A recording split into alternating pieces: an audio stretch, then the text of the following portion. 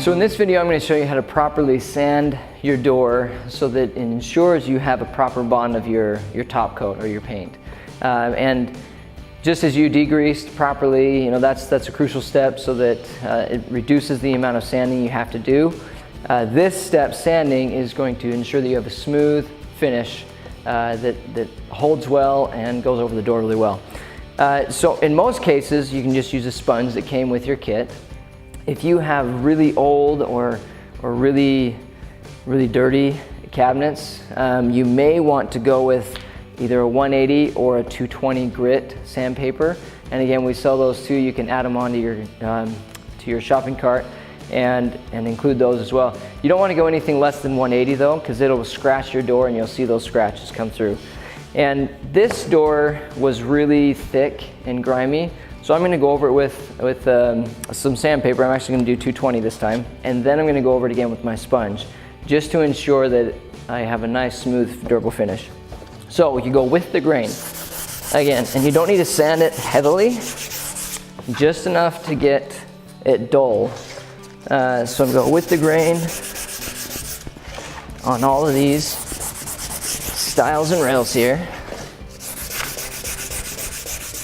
Then I'm going to go on the panel.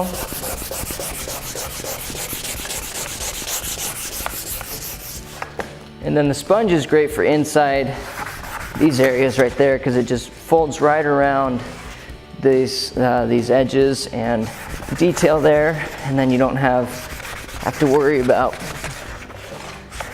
missing anything there. So the great thing about this is, while you're not eliminating sanding altogether, it greatly reduces it, because now you can see that this is proper, this is ready to go. And I didn't have to sand it extensively. I didn't have to go all the way down to the wood, which is a huge task. So then I'm just going to do the edge.